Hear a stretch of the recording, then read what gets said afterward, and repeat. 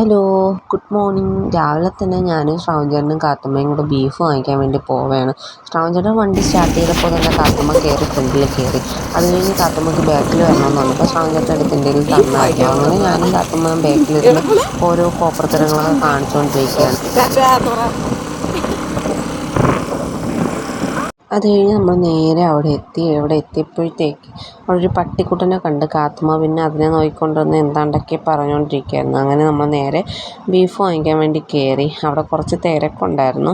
അങ്ങനെ നമ്മൾ ബീഫൊക്കെ വാങ്ങിച്ച് പൈസ പേ ചെയ്യാൻ വേണ്ടി നിന്നപ്പോഴത്തേക്ക് അവിടെ ഗൂഗിൾ പേ ഇല്ലെന്ന് പറഞ്ഞു. അങ്ങനെ എന്നെ കാത്തുവിനെ അവിടെ ആക്കിയിട്ട് ശ്രാവൺചേട്ടൻ അപ്പുറത്തോട്ടൊന്ന് പോയി പൈസ മേടിച്ചിട്ട് വന്നു. അങ്ങനെ നമ്മൾ ബീഫൊക്കെ വാങ്ങിച്ച് നേരെ അപ്പുറത്ത് പോയി കുറച്ച് മരിച്ചിനിയും വാങ്ങിച്ചിട്ട് കാത്തുമ്മയ്ക്ക് ഉടനെ ബിങ്കോ വേണമെന്ന് പറഞ്ഞ് കരച്ചിലായി. അങ്ങനെ അവിടുത്തെ ഞങ്ങൾ വാങ്ങിക്കൊടുക്കാത്തതുകൊണ്ട് ആ കടയിലെ മാമൻ തന്നെ അവൾക്കൊരു ബിങ്കോ ഒക്കെ എടുത്ത് കൊടുത്തിട്ടുണ്ടായിരുന്നു. അങ്ങനെ അതൊക്കെ വാങ്ങിച്ച് നമ്മൾ നേരെ വീട്ടിലോട്ട് പോയി. വീട്ടിലോട്ട് പോയപ്പോഴത്തേക്ക് നല്ല മഴയുടെ കോളുണ്ടായിരുന്നു. അപ്പം മഴ പെയ്യരുതേ എന്നിങ്ങനെ പ്രാർത്ഥിച്ചുകൊണ്ട് പോവുകയായിരുന്നു. അങ്ങനെ നമ്മൾ നേരെ വീട്ടിലെത്തി കാത്തുമ്മ ഗേറ്റും തള്ളി തുറന്ന് വീടിനകത്തോട്ട് കയറി പോവുകയാണ്. അങ്ങനെ ഞാൻ ബീഫൊക്കെ വാങ്ങിച്ച് ശ്രാവൺചേട്ടനിൽ നിന്ന് വാങ്ങിച്ചിട്ട് അകത്ത് പോയി കുറച്ച് കഴിഞ്ഞപ്പോഴത്തേക്ക് നല്ല മഴയായിരുന്നു.